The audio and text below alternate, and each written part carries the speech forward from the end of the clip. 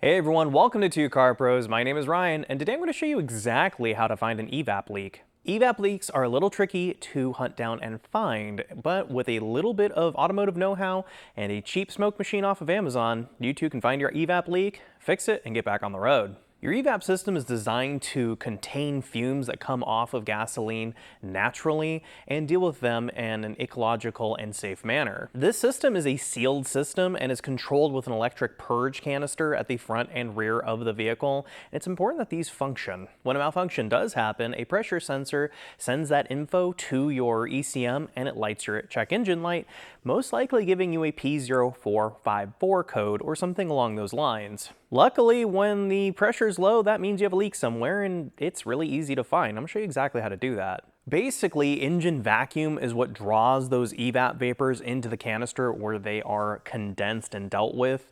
That way, you're not just venting a bunch of fumes into the atmosphere, which is not great for the environment and does hamper fuel efficiency. So basically, either one of the electronic purge canisters is malfunctioning, or you have a leak somewhere. And a popular leak that I didn't go over later in the video because I'm using that to put smoke into the system so I can see it, is a gas cap failure.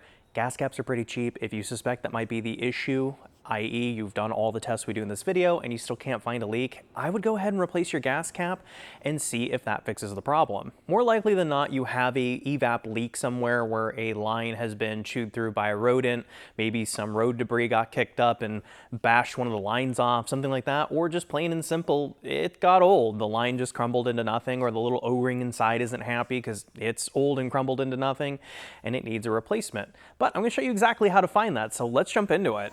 So next thing I'm going to do is grab my automotive smoke machine, link it down below in the description. Look how much smoke it's making already. I have the cone attachment. And we're just going to put it right into the gas tank. Don't worry, it's not going to hurt it or anything. What it's going to do is fill the entire gas system with smoke so I can see if there's a leak somewhere. It's going to make it really evident. So where you're looking now is basically the heart of our EVAP system that has lines that go from the top of the gas tank over to the vent canister. And sometimes these lines can fail. The seals inside of them can fail. The junctions can fail, these plastic bits can just get old and brittle and fall apart. And then the electrical components that actually run the vent canister, those can fail too. And there'll be signs of that. We should be able to see smoke if there's any kind of leak in the EVAP system. And then it would also throw a trouble code for the vent canister if there was a problem on that front as well. But I'm not seeing anything.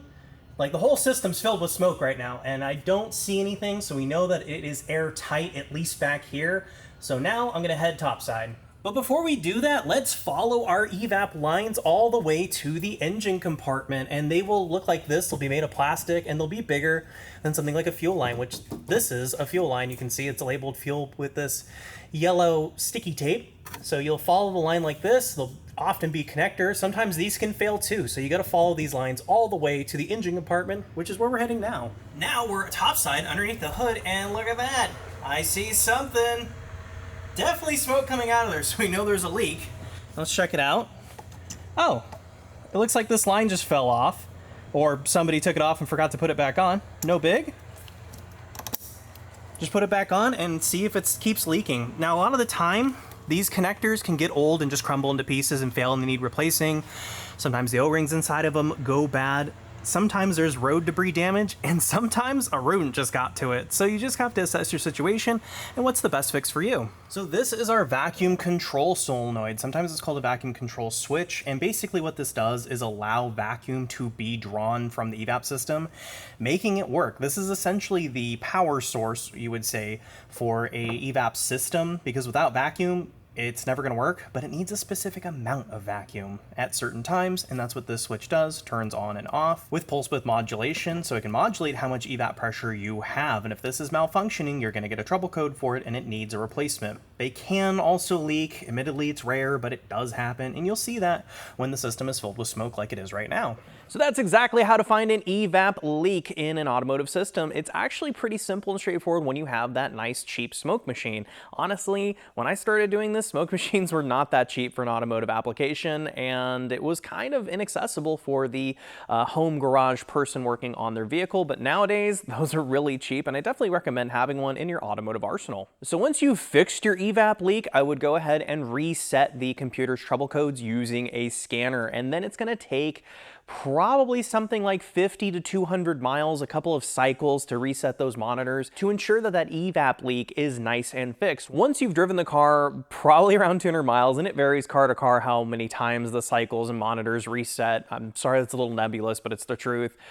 You fixed your EVAP leak because that check engine light hasn't come back. Therefore, the EVAP system is working properly. Thank you so very much for watching. If you found this video helpful or interesting at all, please consider becoming a member down below. Clicking that join button is a direct way to help the channel out. Barring that, a like, comment, and subscription go a long way in helping this video out in the algorithm, and I so appreciate it. Thanks again for watching, and I'll see you next time.